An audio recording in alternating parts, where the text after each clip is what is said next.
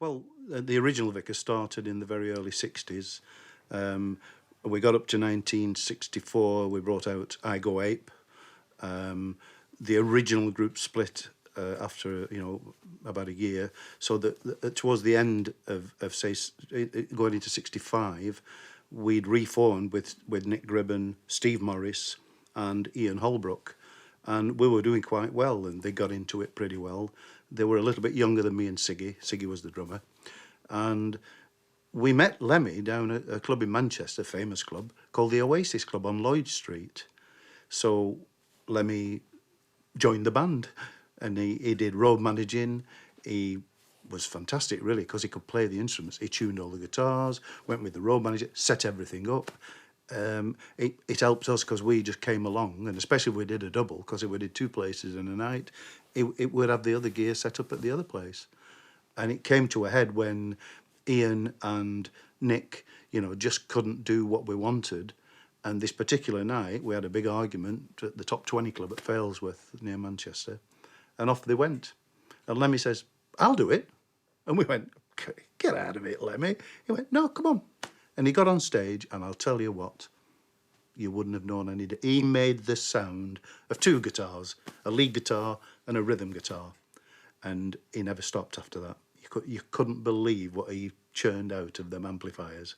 The Motown set was about to break up anyway, because of, like, what they say is musical differences, but it wasn't musical, it was, we all fucking hate each other. So I saw the Vickers at the Oasis in Manchester club, and I thought they were excellent, so I went and asked for a job with them, and it turned out their guitar player was getting the elbow anyway, so I joined them, Lemmy started with the band as a road manager, and then he ended up in the band and one of the lead figures at the front in the band, a very important figure, because he was one of the front men of the band, and he did it well. We decided that we'd have a three lineup at the front and the bass player at the back. Lemmy was so popular, he went to the front.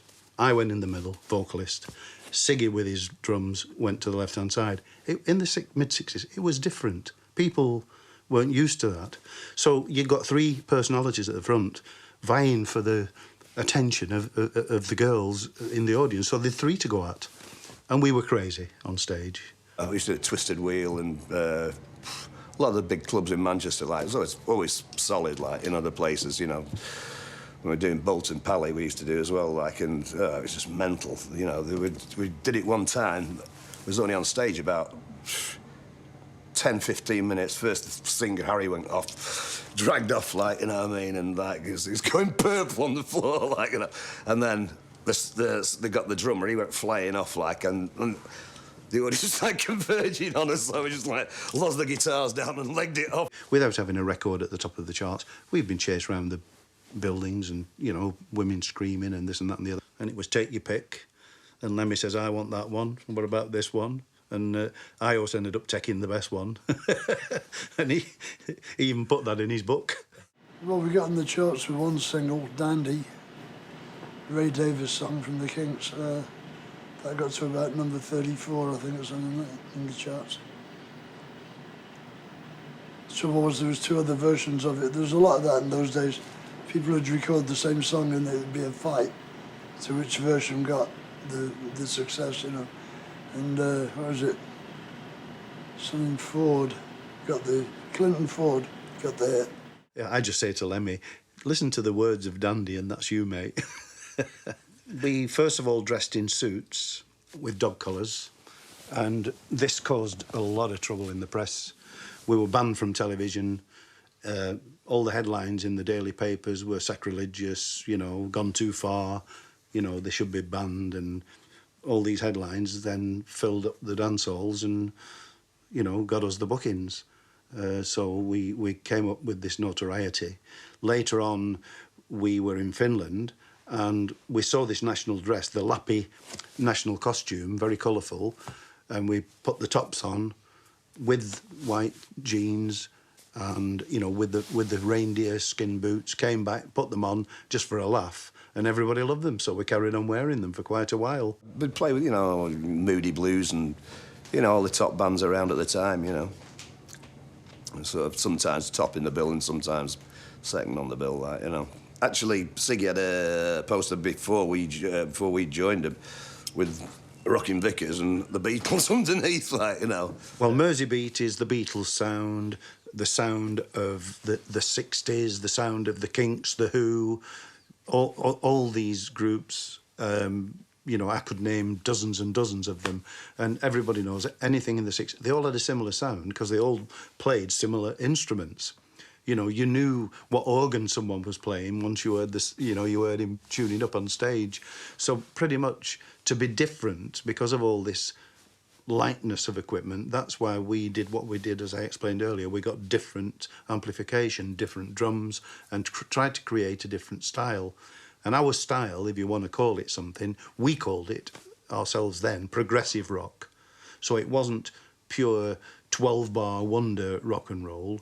It was rock and roll with a bit of thump to it. So we wanted ours to be a bit heavier, a bit louder, and a bit thumpier than the next band. We played at a gig, and the other group that whoever was on with us would say, "Can we use your amplification? You know, because we're on next," and we'd say, "On your bike, pal. You know, that's our sound. Yeah, do one."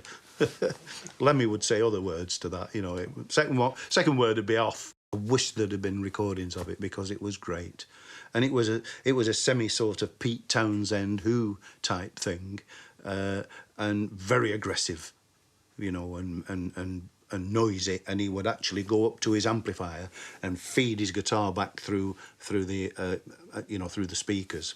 Later on, we got the big twin stack Marshalls, and he would make them scream. You couldn't believe. These kids must have felt sick with the sound that hit them in them days, because no one produced volume like we could. We were very lucky in the early 60s. We met a guy from Manchester who had a company called TVM, and he actually made massive speaker cabinets for us and set the corns in concrete in the back, like strips of concrete. And especially with the 418 speakers we had for the bass. And we used to multiply T60 amps in them days by interlinking them.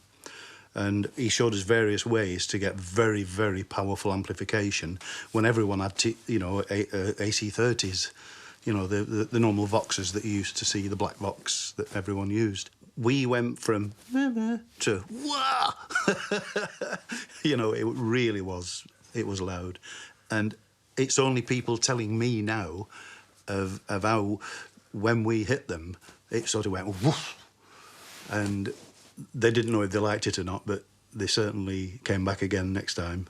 And when we played at various big venues, touring, and we did like the Students' Union at Manchester, they'll all know. You know, when they see this, they'll know what I'm talking about. We'd be on with the Kinks, the Who, you know, any sort of famous groups that were around, the Hollies. We played Liverpool against the Merseybeats. Every top group, they didn't like playing with us. We played at South Pier, Blackpool with the Who, and all the audience were chanting, "We want the Vickers," and Roger Daltrey didn't like that. It was pretty good. It was nice to be there and think that these are people that are top of the charts, but you're blowing them on stage. Sorry, Roger. I can't believe you guys played with the Beatles. We did, yeah, we played with the Beatles. Was that with Lemmy in the group? No, it was before Lemmy. Okay. This was at the Nelson Imperial Ballroom. They kept screaming, "We want the Beatles," when we were on stage. Nobody knew who we were south of Birmingham, you know. I mean, in London we didn't mean shit. We couldn't even get arrested in London.